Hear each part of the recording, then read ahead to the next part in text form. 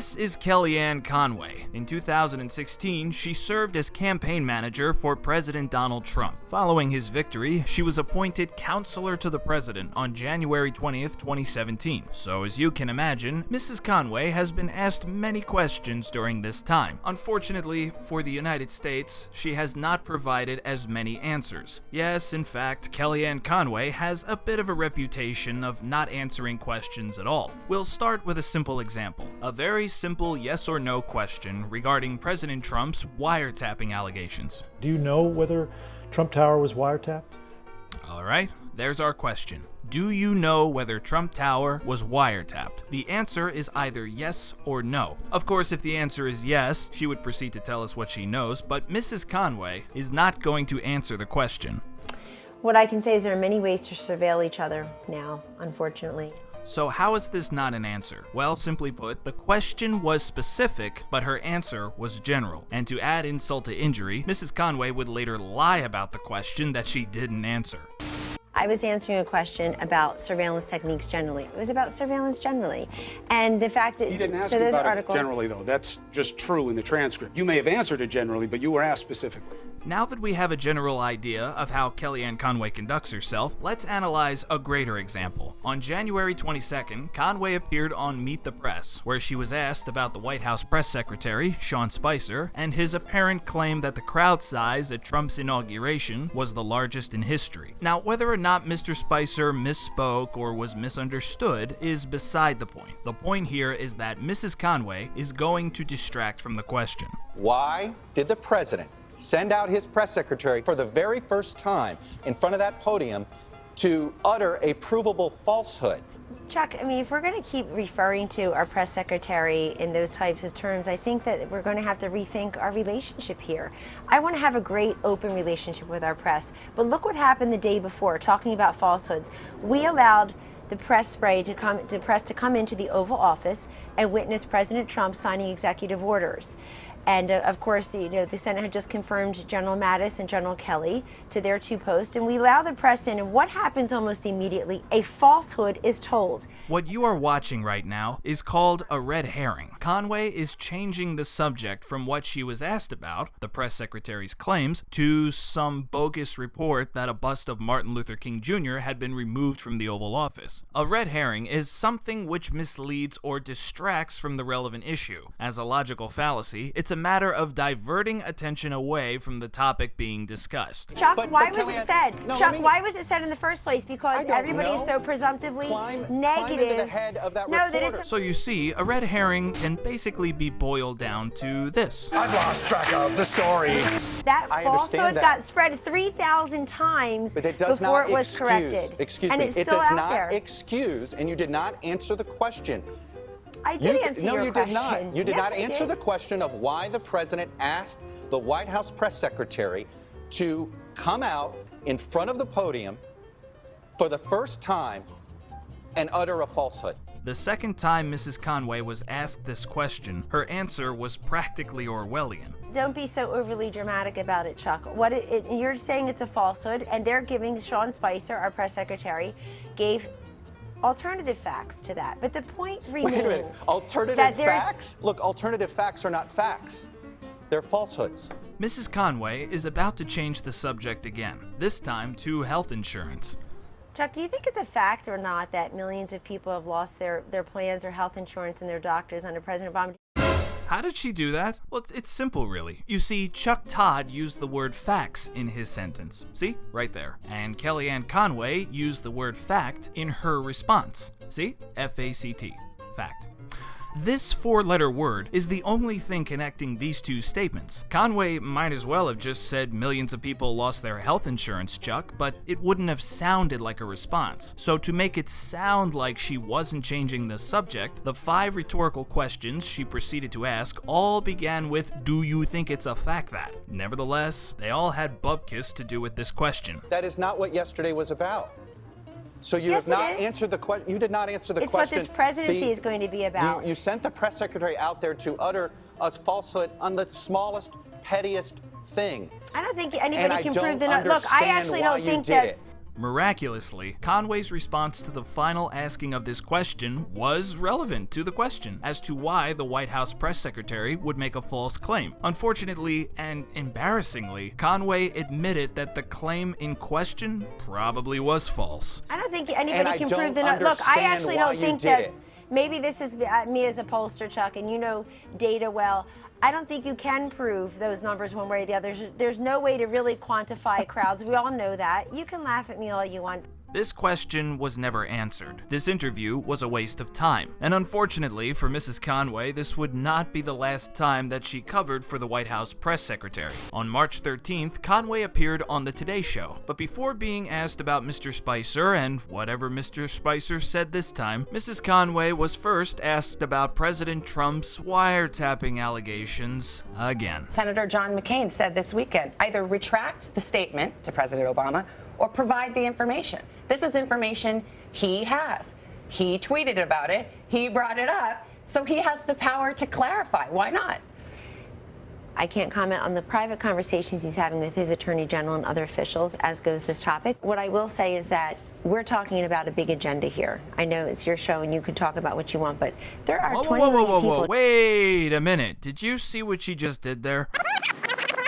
I know it's your show and you can talk about what you want, but I know it's your show and you can talk about what you want, but this is arguably the least imaginative way to change the subject. The President of the United States accused his predecessor of tapping his phone. And it's under investigation. So, in fairness, the media are just trying to find out if there's any veracity to the thing I understand, he claims. but there are so many other things going on as well that matter to Americans. But there are so many other things going on as well that matter to Americans. Please appreciate the fact that a statement like this could be used to deflect from any topic on the face of the earth. Kellyanne, let's talk about taxes. But there are so many other things going on as well. Kellyanne, let's talk about jobs. But there are so many other things going on as well. Kellyanne, let's talk about healthcare. But there are so many other things going on as well. Kellyanne, let's talk about life. But there are so many other things going on as well. Shortly following this cat and mouse chase, Conway was asked about President Trump's apparent flip-flop regarding jobs reports. Got a good jobs report on Friday. The unemployment rate has now dropped to 4.7%. We know during the campaign when these very same jobs figures would come out, the president said they were fake, the Obama administration was making them up, and they were a hoax. Sean Spicer, the White House press secretary, was asked about this. Let me play you his response. Yeah, I talked to the president prior to this, and he said, to quote him very clearly, they may have been phony in the past, but it's very real now. Okay, it's a funny line, but in a sense, he can't even answer that question with a straight face because he knows that the president is saying numbers that were fake when they were under his predecessor are now real because they're good. I mean, what gives? How do you explain that? Mrs. Conway is not going to answer the question. She will, in fact, dodge this question a total of 5 times in a row. For her first dodge, she will imply that people who recently got a job are apparently too happy to care about this. If you are one of the miners or somebody manufacturing construction who is receiving one of these 235,000 new jobs created in the president's first full month on the job, Savannah, that's the only number that matters to you. Right, but was the miner's job real under President Trump, but not real under President Obama? That's what's just said. The second time Mrs. Conway dodges this question, she does so by reminding us how funny it was when Sean Spicer dodged the same question. And half of the media laughed at the comment. It was a lighthearted moment, but the fact is, create new jobs. But you know that's not what the issue is. Not take jobs to Mexico. Pardon? But you know that's not what the issue is here. It's an issue of credibility. He's saying these are the Labor Department has been doing these numbers the same way for decades. Love them or hate them, think they're right or wrong. The process hasn't changed. The method has not changed. So the question is, where's the credibility there saying those numbers were fake, but now they're real because I happen to be in the credibility is in the... Now, this should sound familiar. Remember on Meet the Press when Conway tried to make an irrelevant response sound relevant simply by repeating a word that the interviewer just used? Well, she uses the same tactic on the Today Show for her third dodge of this question. Where's the credibility there saying those numbers were fake, but now they're real because I happen to be in the credibility is in the $7 billion Intel took off the shelf and is going going to unleash an investment because they're working with President Trump to do so. The credibility is in the 235,000 new jobs created. With all due respect, what Savannah is asking is, if we couldn't believe what he was saying during the campaign, if he was calling these numbers fake when they were real, because they're real now, where's the credibility in that? For the fourth dodge of this question, Mrs. Conway will bring up random statements that President Obama ended up walking back. Well, he's also talking about things that were fake, like you can keep your doctor if you like your doctor, you can keep your plan if you like your plan. There's a lot of fakery going on for people who were promised something that never came to be, and healthcare is the best example of that. And she just changed the subject back to healthcare.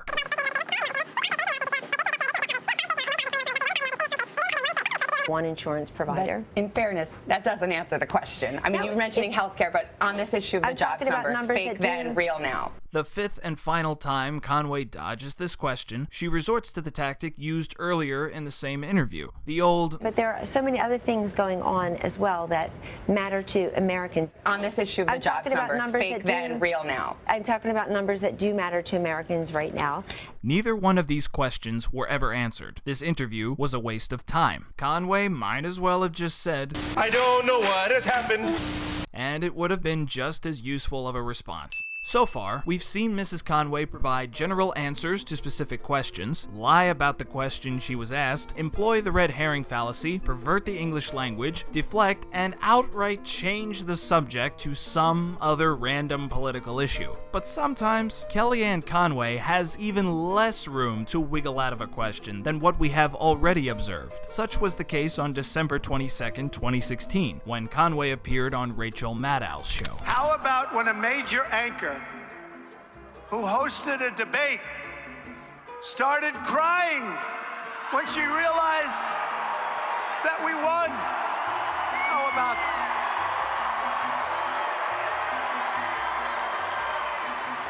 tears?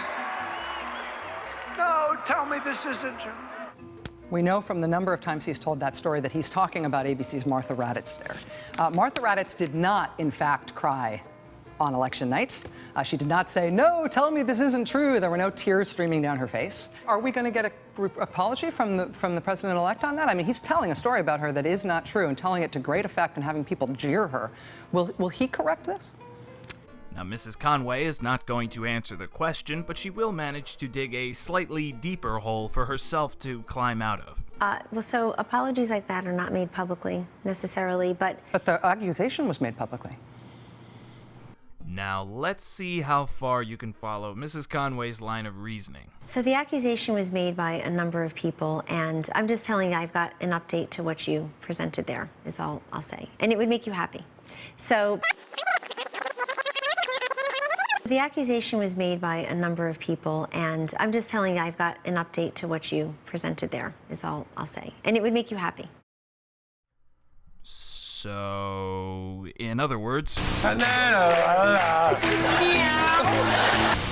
how do shenanigans like this successfully bamboozle people? Why do dodges or deflections or pivots, which all basically mean the same thing, often work? An article published on NPR reported on a study that looked into this, and the conclusion of this study was that it's only when the speaker is wildly inconsistent that some deep mental wire is tripped, which means, of course, that as long as the pivot is subtle enough, the speaker can get away with it. Take, for example, Conway's appearance on Late Night with Seth Meyers. While Mrs. Conway does address the question that she was asked, she quickly pivots away from it. See if you can catch the pivot before Mr. Myers does. Shouldn't we care if the Russians tried to interfere, whether it affected the outcome of the election or not? Isn't that something that I sometimes fear that the president-elect has no curiosity as to the amount they tried? That is completely false. Okay. He has enormous curiosity. I'm there every day with him. He has a number of different meetings every day, briefings and otherwise. He was curious enough to figure out America. He knew America when many other Republicans did not. Right there, Kellyanne. No, and Democrats did not. That is a, and by the way, he understood America and won America. No one does it better. Nobody does it better. It's called pivoting. She pivots. And so you hold up an orange and say, isn't this an orange? And she says, that's not the issue. We're talking about apples. Now that we have indulged in Kellyanne Conway's various tactics of choice, let's carry on to our final example. Her interview with Anderson Cooper on January 11th, 2017. One of her longest, and arguably one of her worst. At today's press conference, Sean Spicer conflated the unsubstantiated claims that BuzzFeed released with what CNN reported, and I was surprised by that because he said BuzzFeed and CNN made the decision to run with the unsubstantiated claim. That's simply not true. That's the situation. CNN reported on a 2-page synopsis and corroborated their reporting with multiple sources. BuzzFeed simply dumped 35 pages onto the internet without corroborating a damn thing, and the White House press secretary conflated the two. The fact that BuzzFeed and CNN made the decision to run with this unsubstantiated claim is a sad and pathetic attempt to get clicks. That's where Conway comes in. She's here to criticize CNN's reporting. Why did you run a story? Why run a story based on anonymous sourcing that now has been rebutted about a 2-page appendix that? So you're saying there was no? You're saying that there was no 2-page summary that was included in briefing materials. Mrs. Conway is not going to answer the question. She's going to deflect to Donald Trump's remarks and then make an unsuccessful attempt to pivot away from the question. The president-elect was asked that question today. You should refer to his answer, but I will tell you. Well, no, you can answer lower it. Level, he said. No, I wasn't in the briefing. And that should have been where the interview ended. Again, the reason why Kellyanne Conway is on CNN right now is to criticize their reporting of this briefing, which she just admitted she wasn't in. If that's true, she wouldn't know whether CNN's reporting was inaccurate or not. And you're about to watch Anderson Cooper figure out in real time that the purpose of this interview has just been defeated. Okay, so you can't say whether or not. You're saying it's not true, but you're saying also what you did can't the president-elect say today when he was asked? So before Cooper can straighten out what Conway just said, she, yet again, deflects to Trump, and yet again, it doesn't work. I don't know, you tell me. Mrs. Conway is not going to tell him. Well, then you didn't pay attention to the attention to the press conference. You're relying on CNN, on verified sources. Actually, I just watched the press conference. I just don't want to misquote the president-elect. I assume you know what the president-elect said today. I sure do. And he said he doesn't want to talk about. I doubt to learn it on CNN. Mrs. Conway did not answer this question, and after deflecting to what Trump said, she did not answer the follow-up question as to what Trump said, in spite of her claiming she knows what Trump said. I assume you know what the president-elect said today. I sure do. Imagine two people are having a conversation. Person A asks, "Do you know X?" Person B says, "I sure do." Person A asks, "What is X?" And person B responds, "Oh, I guess you don't know then, but I hope you find out. CNN won't tell you." While Anderson Cooper attempts to set the record straight, Conway proceeds to contradict herself, seemingly by accident. What CNN said was, and I quote, "Classified documents presented last week to President Obama and President-elect Trump included allegations that Russian operatives claimed to have compromising personal and financial information about Mr. Trump. Multiple U.S. officials with direct knowledge of the briefings tell CNN." Anderson, your sources are not correct. 12 seconds later. We don't discuss the classified information that is presented in intelligence briefings. Well, you just said it wasn't true. That's why they're closed door. Excuse me, but Anderson, if you want me to talk, I know CNN is feeling the heat today. I think you guys are feeling the heat. What you're saying doesn't make sense. On the one hand, you're saying our reporting is inaccurate. On the other hand, you're saying you don't know if it was in the intelligence briefing, and you can't say even if you did know, right? Mrs. Conway is not going to provide an answer. She will instead imply an answer in the form of a passive-aggressive insult. I can tell you that credible news reports today say that it was not in there. She claims the report on the briefing is wrong, but wasn't in the briefing herself. She claims she cannot talk about it right after she talks about it. She criticizes CNN's reporting, but does not appear to know what was in CNN's report. You know, everybody said it was a bombshell, earth-shattering report last night. We didn't say it was a bombshell. BuzzFeed then went ahead.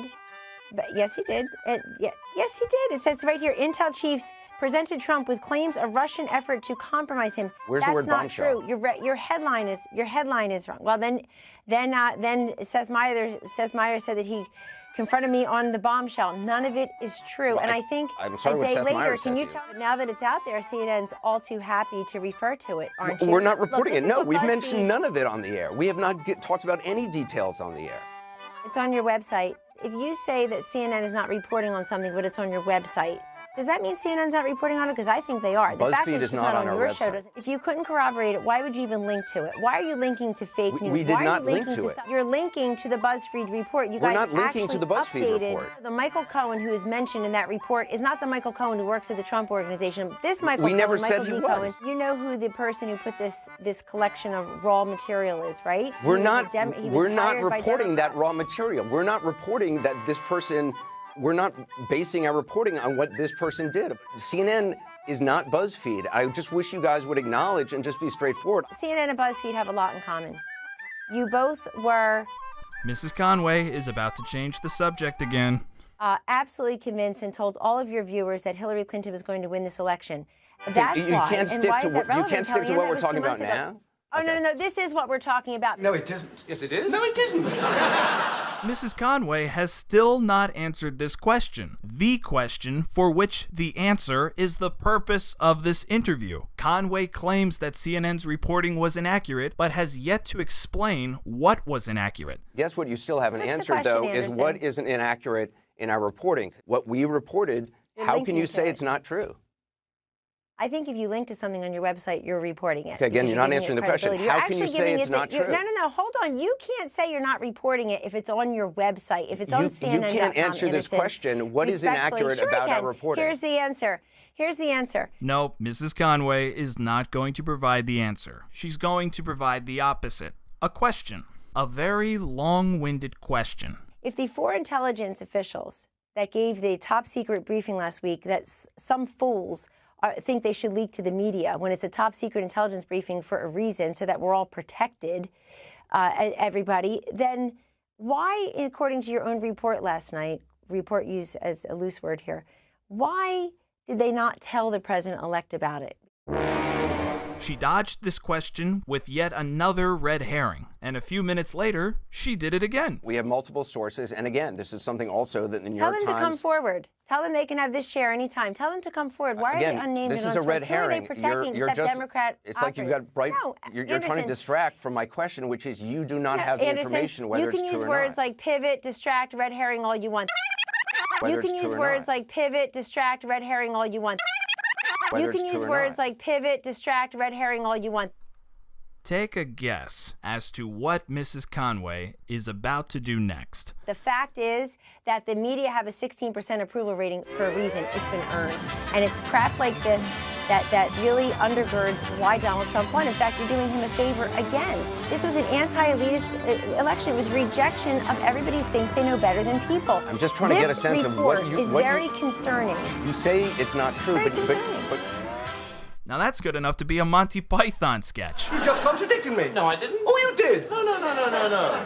You did just then. No, nonsense. Oh, look, this is futile. No, it isn't. This question was never answered. This interview was a waste of time. The entire 25-minute exchange could honestly be summed up in 15 seconds. I'm trying to figure out from you Well, what here's you what can America say thinks. about what is true and what is not, and you cannot take issue with any specific that we have reported. I've yet to hear you say specifically that is not true. It's not true.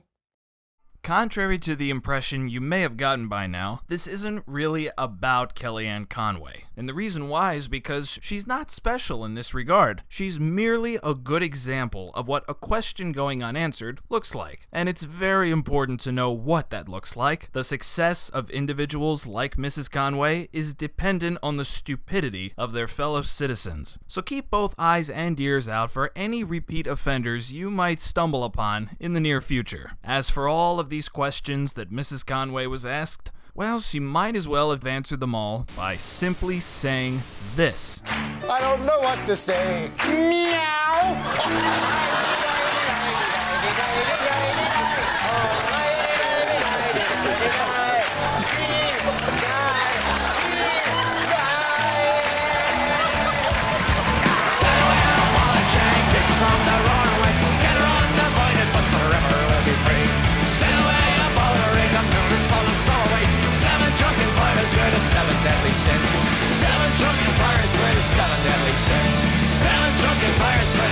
Deadly sins.